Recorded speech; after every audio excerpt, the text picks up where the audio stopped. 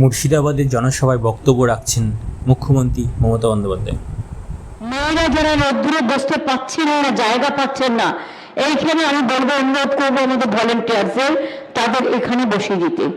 প্রেসের পেছনটায় অনেক মহিলা আসছেন, আমি দেখতে পাচ্ছি রোদ্দুরের মধ্যে। আজকে রোদের তাপ ভয়াবহ এবং ওয়েদার ফোরকাস্ট আছে 4টে থেকে একটা হিট ওয়েভ আসছে। সুতরাং ওখানে তো খোলা জায়গা নেই, ওদের কোনো একটা, ওরা বেরিয়ে আসতে পারবে না। দেখো যদি একটা গেট কোনো রকম খোলার ব্যবস্থা করে দিতে পারো, তাহলে ওরা ওই সামনের দিকটা এসে বসতে পারে দুপাশটায়। ছেলেরা না, শুধু মেয়েরা, ভলেন্টিয়ার্সরা দেখে নাও, মা বোনদের পাঠাও। আমি দেখতে পাচ্ছি যে দাঁড়িয়ে আছে, বসার জায়গা নেই।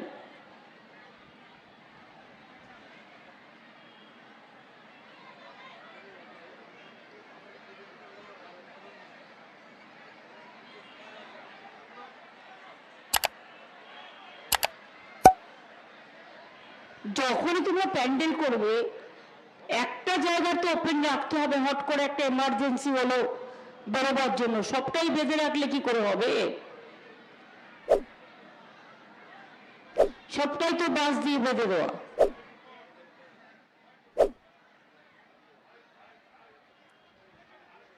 আচ্ছা মা বোনেরা আসুন, আমি শুরু করছি। আমার এখানে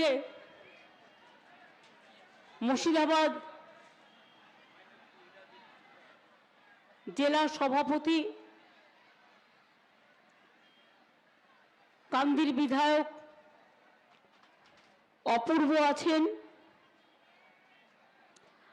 আমি তাকে অনেক অভিনন্দন জানাচ্ছি সবাইকে নিয়ে ভালো কাজ করবার জন্য।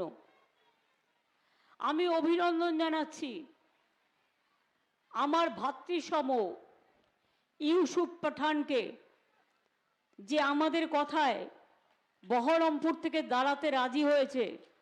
এবং আমি মনে করি বহরমপুরের মানুষ তাকে জিতিয়ে আমাদের গর্ব, বাংলার গর্ব, সারা দেশের গর্ব ইউসুফ পাঠানকেও মুর্শিদাবাদের মানুষ আম এবং আমসত্ত্ব দুটোই দেবেন। আমার এখানে উপস্থিত আছেন নিয়ামত ভাই, যাকে আমি আজকে নয় দীর্ঘদিন ধরে চিনি। আমার পুরনো দিনের এক পুরনো সহকর্মী। আমার সাথে হুমায়ুনও উপস্থিত আছেন। ও একটু কথা বেশি বলে, বাট কাজের ছেলে, কাজটাও করে। আমার এখানে উপস্থিত আছেন আবু তাহের, আপনাদের এখানকার প্রার্থী সাংসদ। ও এক সময় ওর এতটাই শরীর খারাপ হয়েছিল, জীবন মৃত্যুকে লড়াই করে বেঁচে এসছে শুধুমাত্র মানুষের আশীর্বাদে আর আল্লাহর দোয়ায়।